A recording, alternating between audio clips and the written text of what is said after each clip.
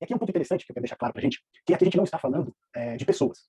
Tá bom? Novamente eu gosto de enfatizar isso. A gente não está falando de uma pessoa específica, a gente não está falando de pessoas, né, que creem realmente nessa instituição. Né? Eu, como eu falei, em uma parte da minha vida eu também pertenci à Igreja Católica, mas aqui o que a gente está fazendo? Estudando a Bíblia e depois confirmando as profecias bíblicas da história. Então é muito bom a gente enfatizar isso. Tá? Aqui não, a gente não está falando a respeito de pessoas e nem falando a respeito de um determinado grupo, mas estamos falando como que essa instituição ela se encaixa dentro das profecias bíblicas. Passando aqui, olha só, mais 3 atividades do chifre pequeno. Ele fez guerra e destruiu 3 reinos daqueles 10. Ele fala grandes coisas com astúcia e se torna mais forte que os 7 reinos que restaram. No 4º século, a gente viu que tinha Ário, um sacerdote de Alexandria, e ele passou a ensinar que Cristo ele havia sido o primeiro ser criado. Tá certo? Então, Cristo não era Deus, assim como o Pai, mas ele havia sido criado. Portanto, ele era inferior ao Pai. Essa crença foi conhecida como arianismo.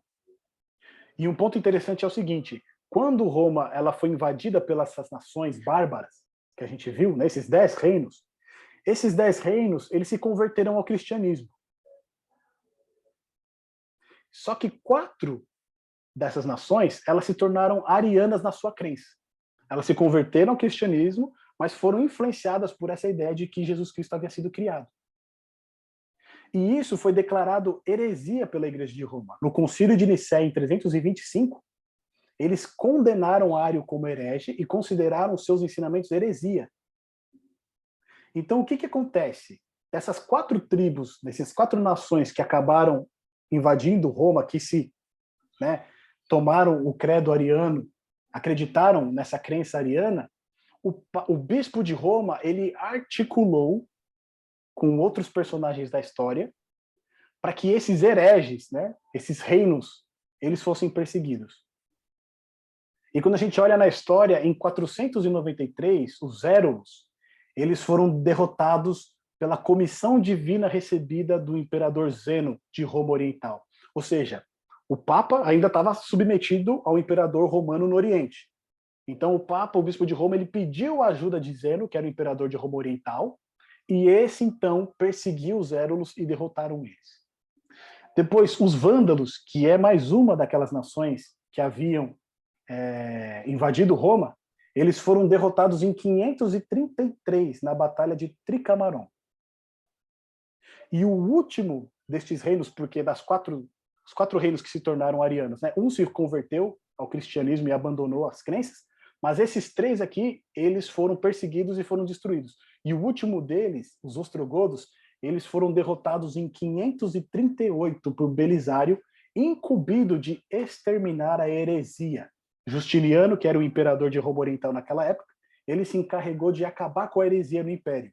E aí, como os ostrogodos era a última tribo que ainda permanecia, a última nação que ainda mantinha essa crença ariana, eles foram perseguidos e foram então derrotados. Agora, olha que coisa interessante, a gente fala que esse chifre ele faz guerra contra 3 reinos daqueles 10 iniciais e os destrói.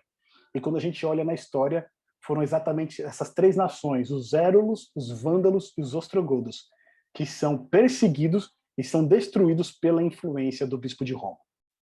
Tá? Uma coisa que é importante a gente frisar, obviamente, não é o papado, não é o reino de Roma que vai lá e persegue essas pessoas, não é?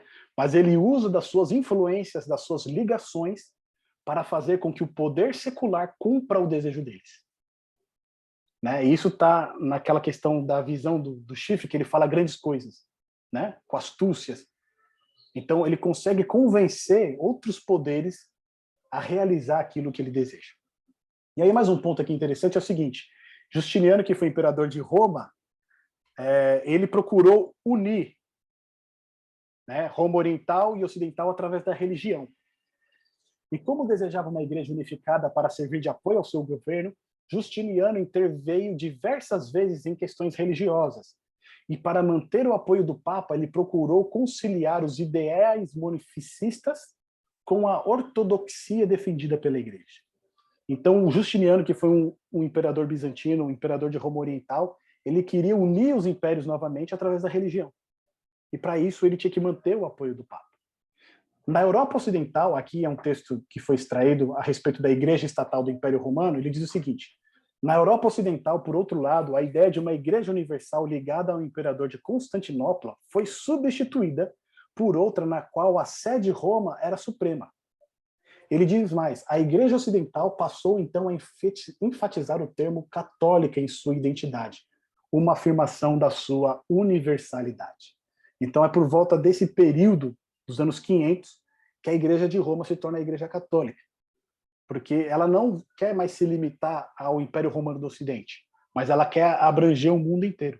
Ela não quer ser mais limitada ao que era o Império Romano no Ocidente. Né? Lembrando que o cristianismo ele se tornou a religião oficial do Império, através de Constantino. Mas agora ela quer ser uma religião universal. Tá certo? Olha só. Ainda falando a respeito disso, né, vai ter uma carta de Justiniano em 533, que ele vai declarar o seguinte a respeito do bispo de Roma. Ele fala o seguinte, olha.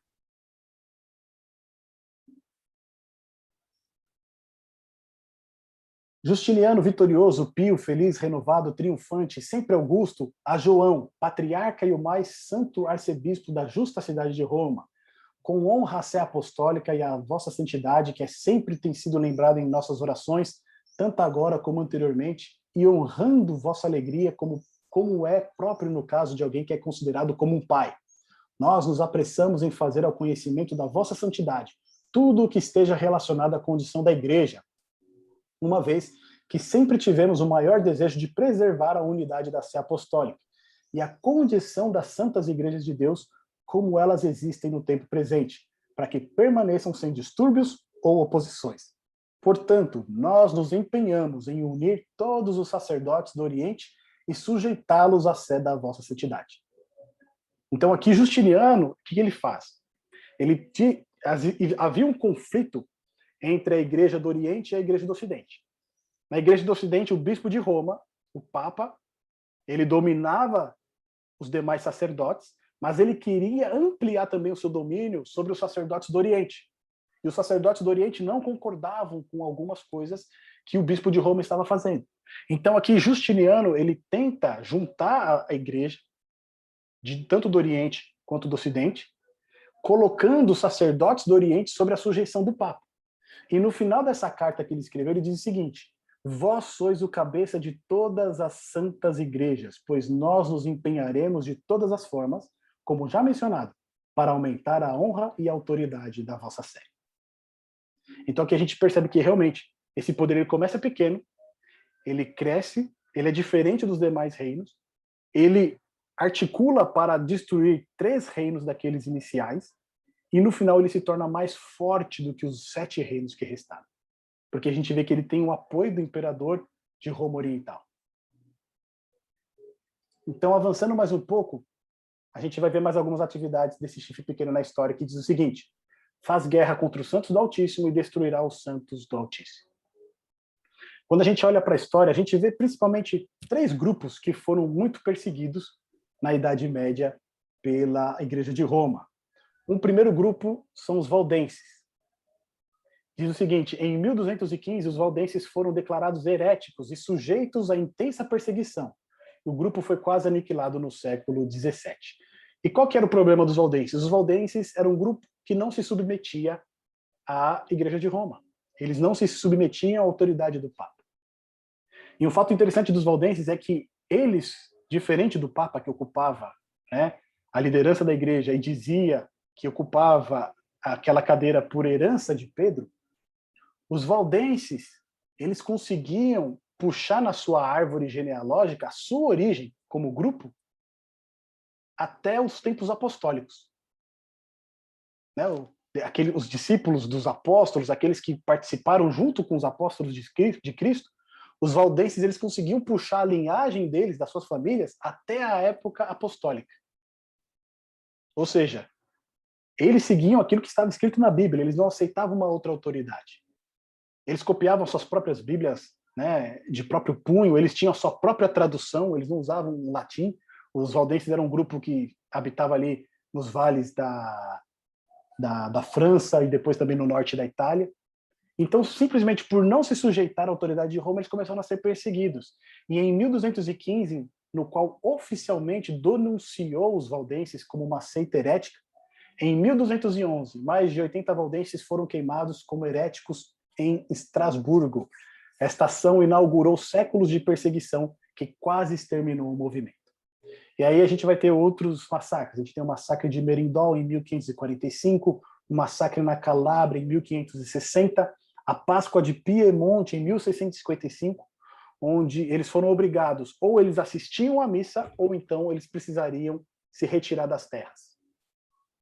Então a gente percebe que faz guerra contra os santos do Altíssimo também é uma atividade que a gente encontra na Igreja de Roma.